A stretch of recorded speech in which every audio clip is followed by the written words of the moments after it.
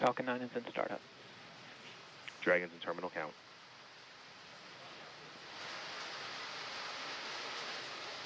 Dragon's flight computer in countdown and configured for launch, and the flight termination system now armed. Less than a minute until liftoff today. Dragon, SpaceX. This flight termination Go for system. launch.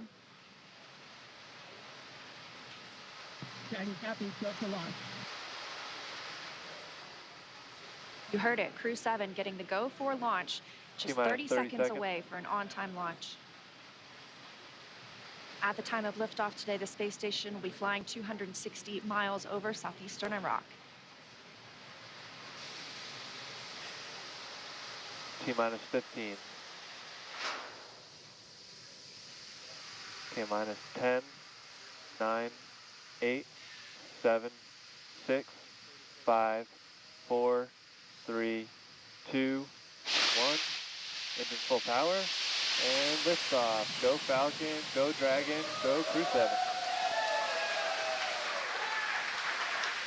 Endurance ascends, an international crew destined for the International Space Station. Stage 1 That's propulsion is 1.7 nominal. million. Good calls from the propulsion officers here. Propulsion's nominal. 1.7 million pounds of thrust on Falcon 9, taking Crew-7 to the International Space Station, now traveling almost 300 miles per hour.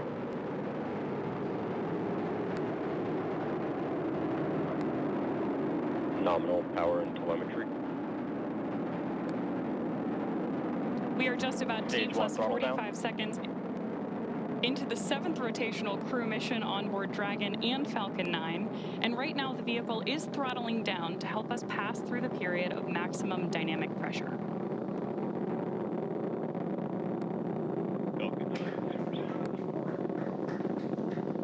There's the call out that Crew-7 is now moving faster than the speed of sound.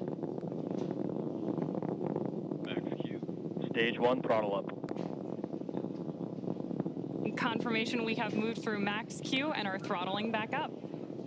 Copy, 1 Bravo. Heard that call from Jasmin on Crew-7, as well as confirmation from the ground. The call out for 1 Bravo means we are in the second and final abort mode for the first MVAC stage, chill is continuing to underway. get good performance. We've got engine chill on the second stage MVAC engine. We will then be looking for MECO, or main engine cutoff, where the 9 engines on the first stage will cut off ahead of the first and second stages separating. Then the single Merlin vacuum engine on the second stage will ignite. We are now coming up on 2 minutes into the flight, the spacecraft traveling over 2,000 miles per hour. Really incredible nighttime views of Falcon 9 and Crew-7 on your screen right now. So as Leah just mentioned, we are keeping an eye on a couple of critical flight milestones coming up back to back here. Stage 1 throttle Those down. are going to be MECO, so main engine cutoff now that we're throttling down stage 1, followed by stage separation and second stage ignition. Main engine cutoff. Stage separation confirmed. Copy, 2 Alpha. MVAC ignition.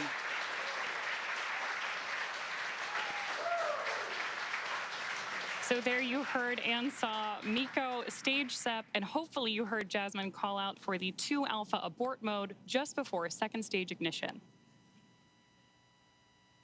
And of course, this is the second stage, powering Dragon on its flight, now traveling almost 4,000 miles per hour. Over 3 minutes since launch, the second stage will continue to power the spacecraft. And our first look at the crew inside.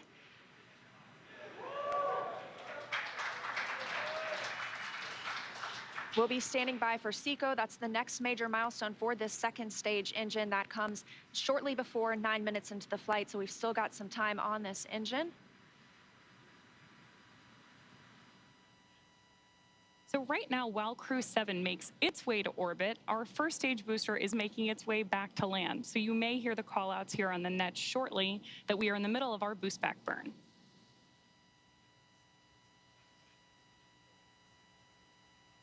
Right now, stage 1 is coasting. Dragon, SpaceX, trajectory nominal. Good call-outs there that Dragon is on the right track. And confirmation from Commander Jasmin Moghbeli. Continuing to see good performance on this lone Merlin vacuum engine on the stage. Also, as we've heard, nominal trajectory. That's the guidance, navigation, and control officer here at SpaceX stating that we are on the correct path. Dragon's pointed in the right direction. The second stage continues firing until, like we mentioned, second stage engine cutoff at about 8 minutes and 50 seconds into the flight. Right now, we are 4 minutes and 30 seconds since our on-time liftoff, now traveling at 5,000 miles per hour. This single Merlin vacuum engine can provide over 220,000 pounds of thrust in the vacuum of space, doing its job to take our crew to the International Space Station today. Dragon SpaceX, trajectory nominal. More good news from Mission Control. Acquisition of signal, Bermuda. So with that Bermuda call out, we actually know that the ground station transmitting this flight data back to us is coming from Bermuda.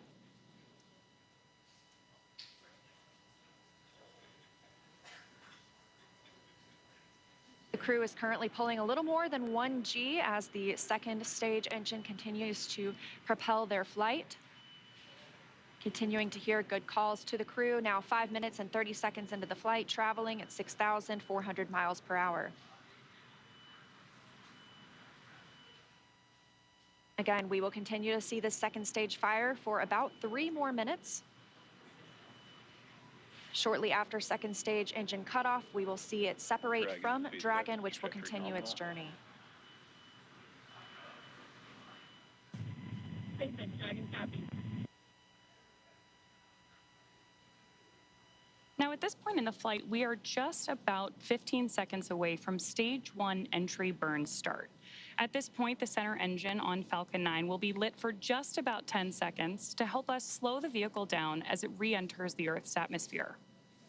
That's not the only thing helping us on re-entry, though. The first stage sees high drag on re-entry, which scrubs roughly 70% of the velocity by the time the landing burn begins, which you just had great views of on the left-hand side of your screen.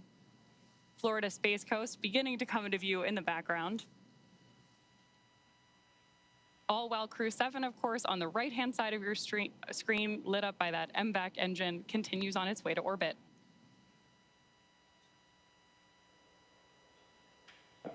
And we Dragon are now SpaceX, coming up trajectory on nominal.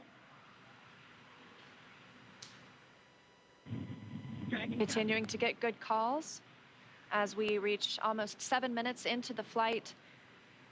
Crew traveling at 9,400 miles per hour. Again, we still have about 1 minute, 45 seconds left with the second stage propelling the crew. And of course, we are also expecting that landing burn start from Falcon 9 any second now. Great views.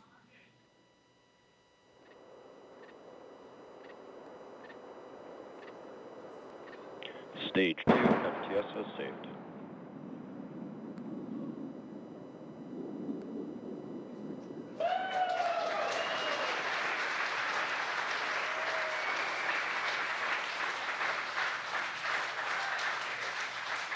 Great news there that stage 1 has successfully landed back at landing zone 1 in Florida.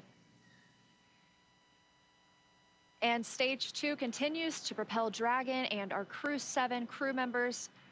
We now are coming up on SECO, second stage engine cutoff. Again, looking at that about 8 minutes and 50 seconds into the flight. Everything continues as planned today, now traveling over 13,000 miles per hour. Again, we're looking for eventually a good orbital insertion at which we'll be traveling.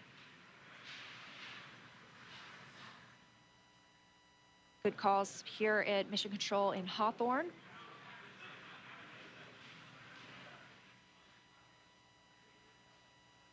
And we are standing by for second stage engine cutoff. Copy, Shannon. Heard that call for Shannon. That is the call out for Shannon, Ireland, the final abort zone.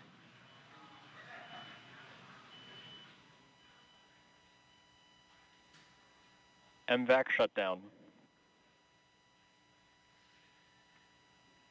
There's audio confirmation, and you can see on your screen that we have had successful second engine cutoff 1 of our MVAC engine. Dragon SpaceX nominal orbit insertion. Dragon. And good news there that Crew-7. Nominal orbital insertion. Dragon SpaceX launch Awesome escape to hear. system disarmed.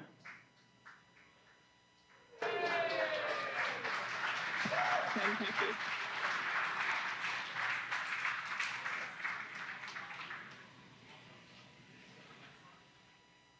That's the first look at the crew, now in microgravity, confirmation of a good Earth orbit insertion. We are now coming up on 10 minutes into the flight. Of course, we saw second stage engine cutoff, and you're actually getting a look at their zero-G indicator there. We'll stand by for them to tell us a little bit more about that shortly, but we are also standing by for second stage separation from Dragon. Acquisition of signal in Finland. So as Leah mentioned, right now, Dragon and Stage 2 are still attached. Great views of that zero-G indicator there. And what we're doing right now is basically letting any residual dynamics of the vehicle settle out prior to separation.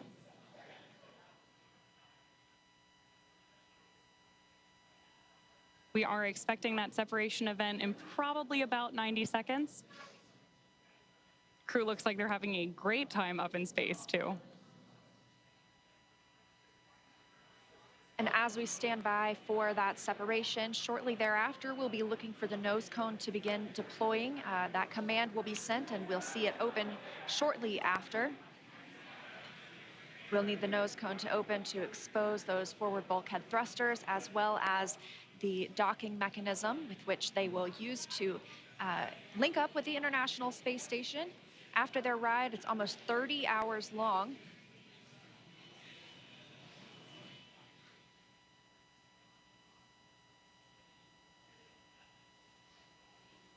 Again, we had liftoff right on time today at 3:27 a.m. Eastern Time.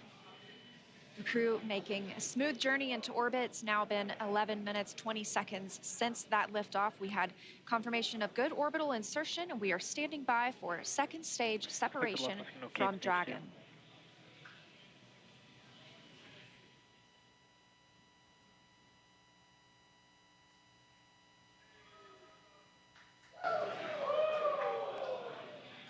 Great views of mission control here in Hawthorne, California. And the SpaceX team standing in the background, standing by for Dragon separation.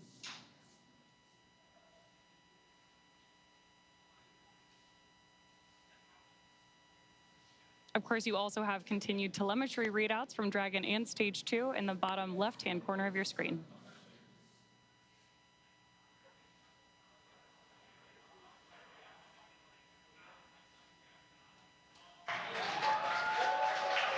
Dragon separation confirmed. Crew-7, on behalf we of the have Falcon team, I'd like to welcome you to orbit, and we hope you enjoyed the ride on Falcon 9. Space travel is difficult, even though you make it look easy, so thank you for trusting us to get you up there. It's not a bad way to spend a day in the office. Stand by for words from the launch director. Hello, Crew-7. This is Launch Director here on Countdown. On behalf of the entire SpaceX Launch and Recovery team, I'm honored to welcome Dragon's first ever all-international crew to orbit. Счастливого пути, Gotor, Iterashai. Godspeed, Crew-7. Cheers. SpaceX, thanks for the ride. It was awesome. On behalf of Andy, Satoshi, Toshi, and I, we'd like to thank the multitude of people who've led us to this unique moment. We may have 4 crew members on board from 4 different nations, Denmark, Japan, Russia, and the USA, but we're a united team with a common mission. We hope the work we do serves to benefit our beautiful home planet and those on it. As you said, human spaceflight requires an unparalleled level of vigilance and rigor, and we thank all those who prepared not only us, but also this truly impressive spacecraft for flight. Finally, to our families, bear the greater burden of our choice to explore. Thank you. Go Crew-7. Awesome ride. Really incredibly moving words from Commander Jasmin Moghbeli now that she and her international team are up in space. That is going to end our coverage from Hawthorne until we pick back up with our docking coverage, like Leah mentioned, just about 30 hours from now. But for now, I'm going to hand it back over to Daryl and Jessica at Kennedy Space Center to wrap up our launch coverage tonight. All right, thank you very much, and great job. And Jessica, what a launch. It was spectacular. Like we said, those night launches are something to see. You see all those bright lights. You see those little nitrogen pulses when that first stage is coming back down. Spectacular. Phenomenal roar, the thunder, you could feel it in your chest. And then, of course, the booster came back and landed, and that was some extra pop. Pretty impressive all around. Sights, sounds, and even those feelings. That's new, of course, to Crew, to NASA. Crew is bringing the booster back. NASA decided they have a lot of prop margin, propellant that is, and so they burn the first stage a little less and the second stage a little more, and allows them to bring the first stage back and back to land, which is good to see. And so you saw the zero-G indicator floating around. Tell us what it was. I did. Well, that, Daryl, was a three-toed sloth. Important distinction, not a two-toed sloth. Oh, really? Yeah, so apparently this is one of Andy's kids' favorite animals. And as a family, they were even fortunate enough to see one in the wild in Costa Rica last Christmas when they were on vacation. So it was all kind of fate leading up to this, I think. How about that? This is Andy Mogensen. Andy Mogensen, the pilot. That's correct. That's right. And I guess his family calls him the slowest person in the world. So another reason why this three-toed sloth had such meaning for all of them. Well, that actual sloth in the capsule looked like it was moving slow as well, but he's got an excuse. You know, we have a saying in space, and it's often true. Yeah. Slow is smooth, smooth is fast.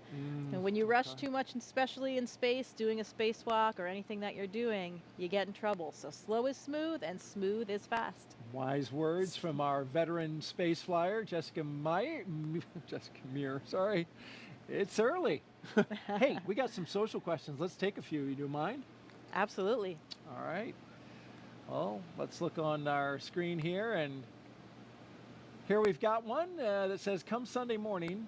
Beautiful shot right there, though, of the spacecraft looking out the back. Boy, that is high-resolution image.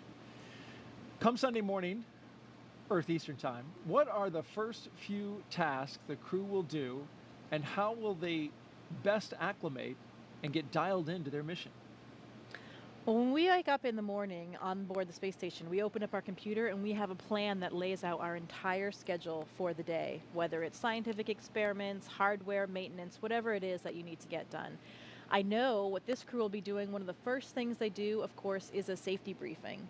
So we want to make sure that they have all of the information they need in case they had any kind of situation on the space station where maybe they needed an emergency breathing mask or a fire extinguisher, anything like that. Safety first at NASA, and that's the first thing that we do when you arrive on board the space station as well. The veteran crew that is up there will take them through that, show them where everything is, talk through some of the main messages, and then they'll have a longer session usually the next day or later that week. They'll get into their crew quarters. Usually your crewmates will do a favor for you and unpack some of your things so you don't have to do all that when you get there. You arrive to your crew quarters and already have some of the things that you need out, maybe even some pictures from home. When I arrived, my crewmates had really taken great care of me. They had decorated my crew quarters.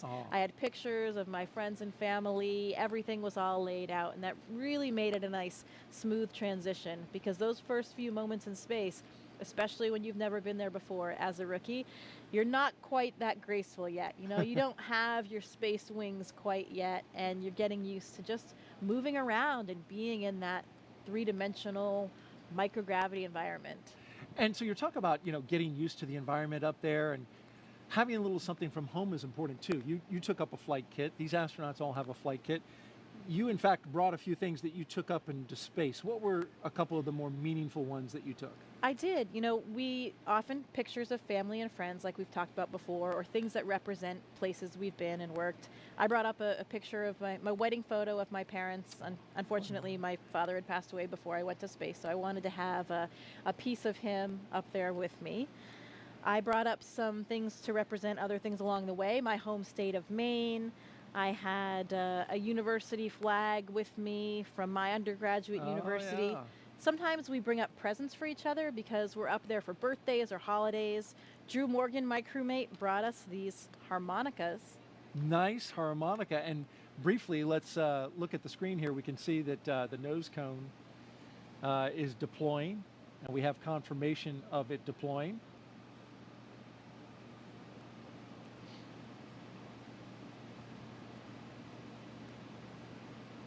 Beautiful shot there. Of course, the nose cone has to deploy in order for Dragon to connect up to the International Space Station. And once this clears out of the way, it is quite a view.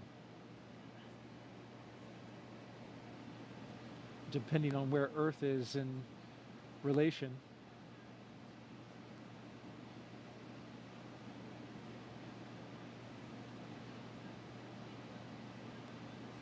Okay, looks like we're pointed mostly in space, which makes sense. Sometimes you get an Earth view. There's a lot of space in space. There certainly is indeed. And then what else? Oh, you got something special. My one item that I brought that was my personal kind of selfish item that wasn't for anybody else was my panda. This is Pandemonium. Oh, I've had him since I was 5 years old. Pandemonium. So he made his way to space with me as well, and we saw a lot of stuffed animals floating with these zero-G indicators. We saw that three-toed sloth, but Pandemonium was up there floating in all of his glory as well. And, you know, these are all just things that remind us of home and really help us share the mission with everybody back home. All of these places and things that have meant something to us along the way, because we did not get there alone. We got there with the support of so many people that helped us. And this mission is for everyone. It's really for all of humankind. So hopefully they can all share in. Absolutely, and thank you for sharing your flight kit with us. This is especially, I mean, this is a 40-year-old tour. 41 now, yeah. He's been around the block. He just said he wants to go back to space. He does want to go, but we all want to go back to space. So hopefully he'll have another opportunity. We just got confirmation that nose cone is fully deployed, and so Dragon is on its way to the International Space Station. Now, a member of Crew-7 will kick off a major study that will give us a comprehensive look at how the human body is affected by time and space. Let's bring in now NASA's Jasmin Moghbeli for more. As we saw this morning, the Commercial Crew program launches astronauts from American soil, and this enables NASA's human research on the International Space Station. Joining us now to talk more about that is Kurt Costello, ISS Chief Program Scientist. Thank you for joining us, Kurt. Thanks, Jasmine. It's great to be here this morning. We are glad to have you here. So how does the Commercial Crew program better enable NASA's human research? So the Commercial Crew program has enabled us to launch again from U.S. soil. And what that means is a lot of our sensitive science that needs to be loaded within the last few hours before we launch can now be quickly transported from our labs here at KSC to the vehicle on the launch pad. So this enables us a late load capability that allows us to get our samples, critical samples, onto the vehicles. And the Commercial Crew program has also enabled us to launch more frequently and regularly. So a lot of our sensitive investigations that need specific timing for when we get those samples to the space station and then back down are enabled by that program. That is great, Kurt. And can you tell us a little bit more about the new human research investigation going to be part of Crew-7? Sure. I think you're referring to CIPHER, and CIPHER is not just one investigation, but 14 in one. And what it is really setting out to do is to help us understand whether we have risks from my wife. to humans being in space I'm always for longer than 6 the last to leave the house whenever we're going anywhere. Personally, I think it's with good reason. But they say I'm the slowest person alive, which is also why it's a three-toed sloth, not a two-toed sloth, because apparently that would be too fast for me. So welcome to space, Sasha the sloth.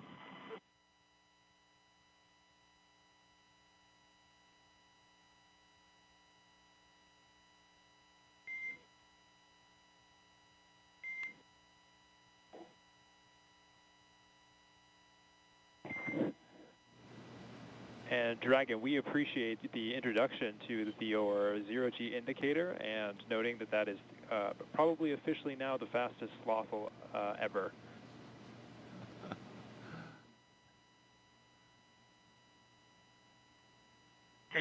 This is Satoshi.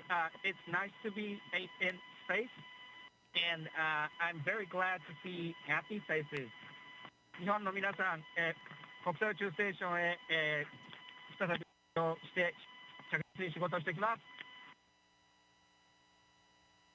Yes, I'm very excited. First of all, a few words in Russian, then in English.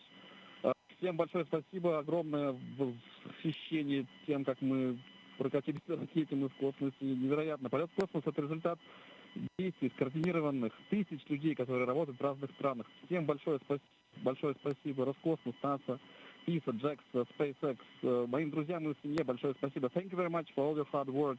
SpaceX, Roscosmos, NASA, ESA, JAXA, and all the partners involved in manned space flight. That's a profound example of how much we can achieve working together in harmony. Let's continue. Cool. Thanks a lot to everyone, to my family as well. Thanks.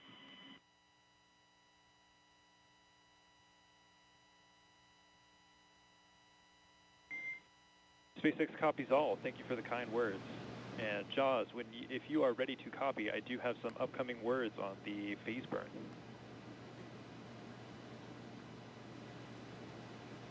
Expect a loss of signal. Good, Haley. Dragon is ready to copy. Okay, wanted to give you an update that we are going to be losing TDRS for voice comms for about 15, that's approximately 15 minutes, which is going to include that upcoming phase burn per your displays. We do have a ground station pass during that burn prep, so you will actually be able to call us in the blind. However, you will be LOS during the burn. There's no concerns, but we'll pick you back up at 0819 Zulu, which will be right after the burn, and we'll confirm that burn performance. How copy? SpaceX Dragon copies all. We'll lose you on TDRS for the phase burn, but we can make calls via the ground station in the blind, and we'll catch you on the backside at 0819. Good readback. Okay, you just heard some communication between Commander Jasmin Moghbeli and SpaceX's launch team. Just saying they're going to lose TDRS connectivity, which will, during the burn, they'll be unable to communicate, but they've got a ground station that will catch them on either side of that. So communication will be established before and after the burn. Earlier, we heard some words from Andy Mogensen. Of course, you told us that that was a sloth. Wasn't sure that we were going to be able to, get some words from him, but it was good to hear from him and the other crew members about, now that they're in space and sharing a message with the world. Absolutely, and we got a name, Sasha the Sloth. Sasha the Sloth. The fastest moving sloth ever to be a sloth. Yeah, among the legendary, famous stuffed animals in space. That's now. right. That's a thing.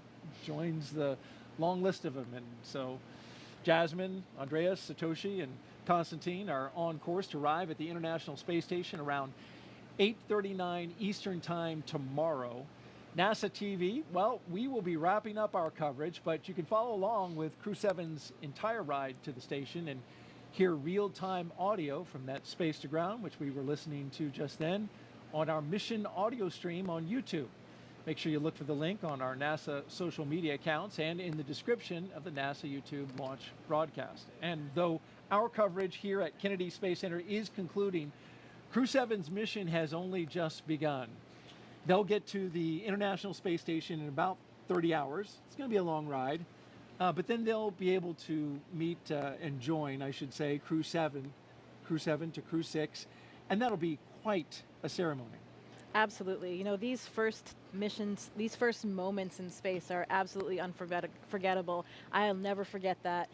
Feeling weightlessness for the first time. You're still strapped in your seat, but everything starts lifting up, your arms, your pencils, anything that was on the floor. the zero-G indicator, everything. And I remember looking across at my crewmate, just sharing those moments and those smiles. I know how happy that crew is right now. I am so excited for them and their mission. It will take a little while, 30 hours, like you said, to get to space station, but they are in space right now, and I know they're enjoying every minute.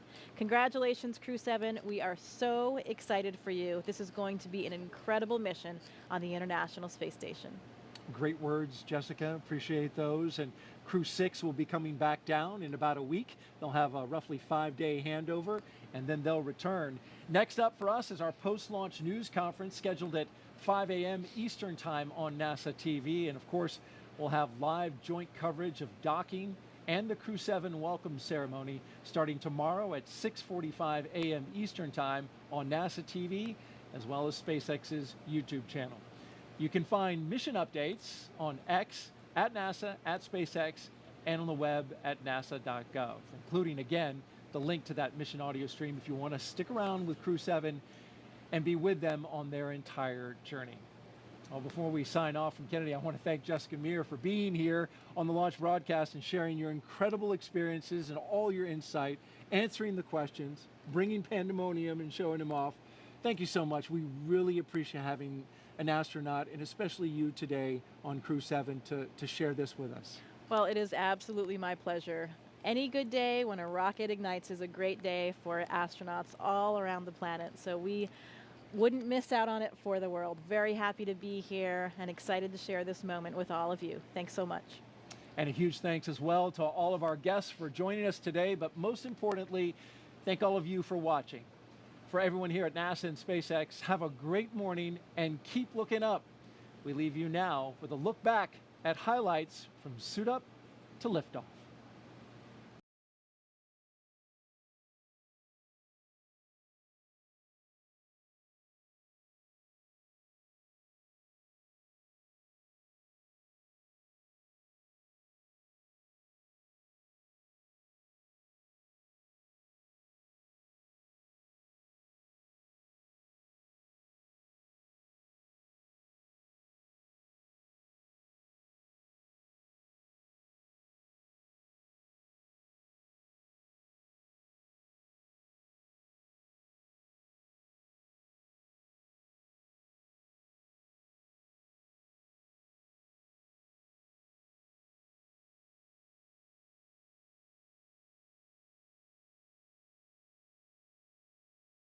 Close that side hatch. 1, engines full power, and liftoff. Go Falcon, go Dragon, go Crew-7. Endurance ascends, an international crew destined for the International Space Station. Stage 1 That's propulsion is 1.7 nominal. million. Good call.